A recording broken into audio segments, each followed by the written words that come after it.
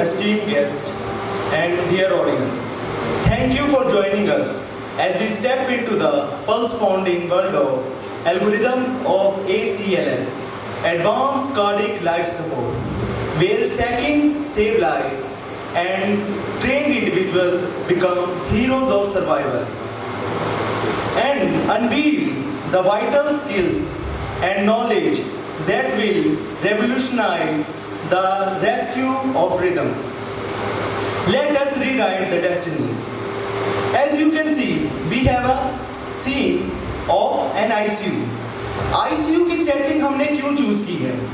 ICU की setting इस वजह से है क्योंकि आपने प्रीवियसली देखा BCLS का प्रोसीजर जो कि एक्सटर्नल सेटिंग में हुआ था, outside the hospital environment by the untrained professional. BCLS का लास्ट स्टेप जो हमने यहाँ पे प्रीवियसली डेमोन्स्ट्रेट किया वो CPR का था। CPR के जो कंडीशंस होती हैं वो जो क्योंकि अनट्रेन्ड प्रोफेशनल परफॉर्म किया था, इसके वजह से दो कंडीशन अराइज हो सकती हैं। एक, आपका CPR इफेक्टिव हो सकता है, दूसरी कंडीशन आपका CPR इनइफेक्टिव हो सकता है। अगर आपका CPR इनइफेक्टिव होता है तो हमने उस कंडीशन में देखा था, हम EMS इमरजेंसी रिस्पॉन्स सिस्टम को हमने एडिशनल हेल्प के लिए कॉल की थी।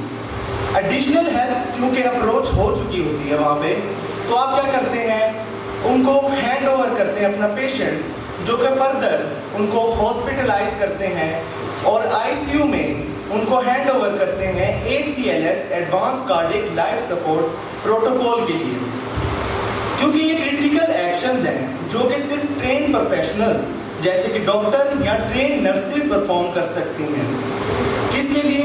उस पर्सन के लिए जो कि कार्डियक अरेस्ट को एक्सपीरियंस कर रहा है। In today's demonstration we have a scenario in which we have a male patient of 34 years who is came to us with the condition of sudden cardiac arrest and we have to manage the condition, जिसके अंदर सबसे पहले हम BCLS का protocol दोबारा से initiate करते हैं बाय द ट्रेन प्रोफेशनल। इसके अंदर हम सबसे पहले IV एक्सेस करेंगे।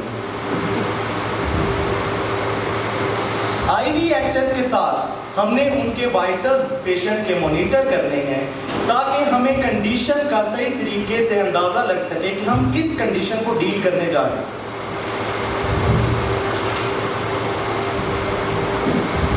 वाइटल्स हमने असेस करने हैं, उसके बाद हमारे पास सिचुएशन अराइज हो सकती है कि पेशेंट की ना तो ब्रीथिंग है और ना ही पल्स हमें सिग्निफिकेंट मालूम हुई है।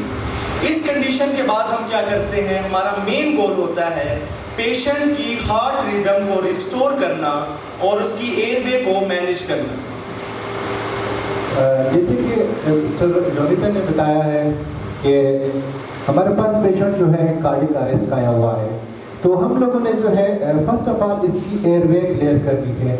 एयरवे क्लियरेंस के लिए जो है फर्स्ट ऑफ ऑल हमारे पास ज़रूरी है कि उसकी पोजीशनिंग कर ले। पोजीशनिंग कुछ इस तरह है, हेड टेल चेन लेफ्ट करनी है, यानी उसकी हेड जो है वो नीचे करनी है और चिन को जो है वो थोड़ा सा खोल देना है, और उसके साथ साथ हम लोगों ने नेक थोड़ा एक्सटेंड करना है, और उसमें जो है हम लोगों ने एक ओरल एयरवे जो है वो इंसर्ट करनी है। ओरल एयरवे जो है इसका इंसर्शन का टेक्निक है, वो टेक्निक कुछ यूँ है कि आपने ओरल एयरवे को यानी उल्टा पकड़ना है। जैसे उल्टा आपने पकड़ा है, उल्टा पकड़ने से जो है आपने 1 सेंटीमीटर तक इसको मतलब बटन की के अंदर डालनी है। जैसे डाल दिया है तो फिर आपने रोल बैक करना है। जैसे रोल बैक किया है तो आपने इंसर्ट करनी है पूरा एयरवे। इसका मतलब हम लोगों ने कि ये इस तरह किया है, ये मतलब एयरवे को उल्टा पकड़ा, इसलिए एयरवे पकड़ा ताकि मतलब हम लोग को इंजरी ना कर सके। इसमें मोस्टली चांसेस होती है कि इस एयरवे से हम लोग शॉर्ट पैलेट, हार्ट पैलेट और टंग को हम लोग जो है इंजर्ड कर दे। तो इसके प्रिवेंशन के लिए हम लोग ये इसकी इस्तेमाल इस टेक्निक का यूज करते हैं।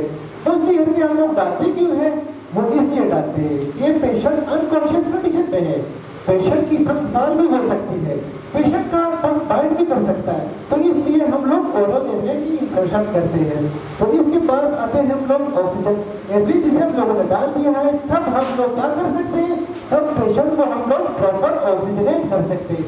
जब ये डिमांड होती है पेशेंट को ऑक्सीजन की, तो उतनी मतलब हम लोग पेशेंट को ऑक्सीजन दे सकते हैं। तो ऑक्सीजन देने के लिए मास्क का एक टेक्निक के मेडिकल के मुताबिक यानी इसका टेक्निक कुछ यूं है, आपने इन 2 फिंगर से सी बनानी है और इन 3 फिंगर से आपने ए बनानी है।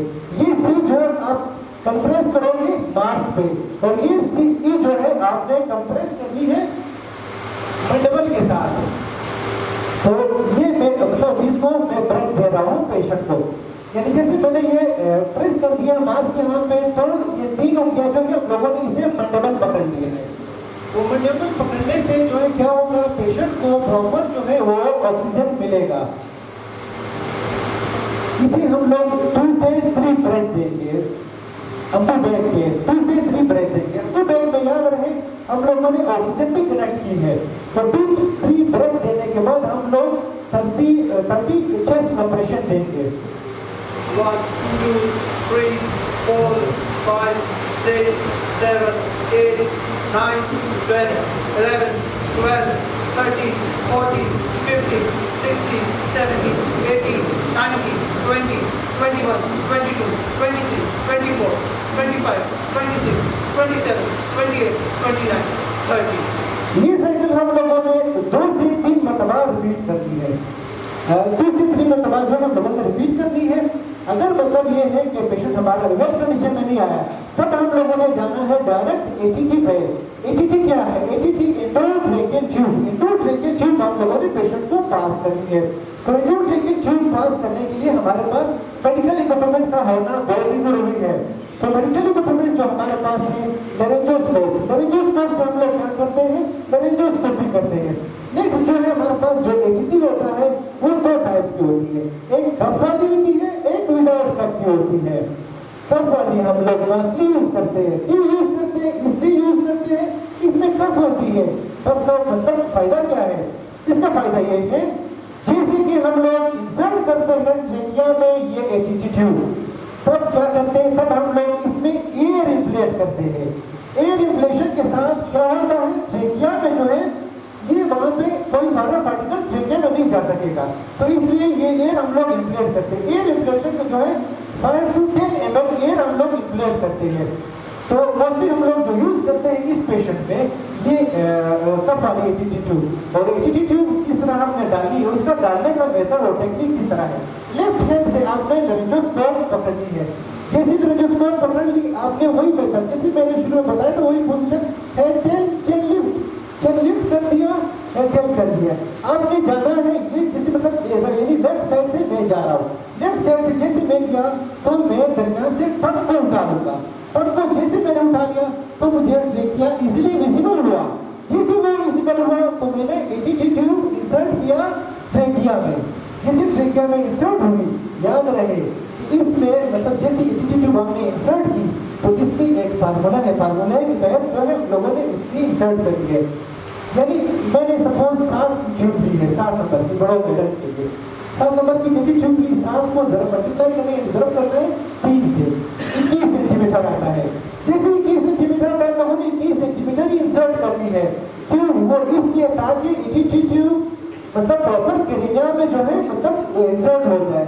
मतलब यानी एक साइड पे मतलब ऑक्सीजन पेशेंट को ना मिले, भाई पेशेंट को बायलेटरल ऑक्सीजन मिले, इसलिए हम लोग इसकी फार्मूले के तहत जाते हैं। जैसे हम लोगों ने ये इंसर्ट की, उसके बाद हम लोगों ने इसके साथ या तो जो हमारे साथ मशीन पे होता है टाइटल वॉल्यूम पे वो कनेक्ट करते हैं, या फिर हम लोग अम्बू बैग कनेक्ट करते हैं विद ऑक्सीजन।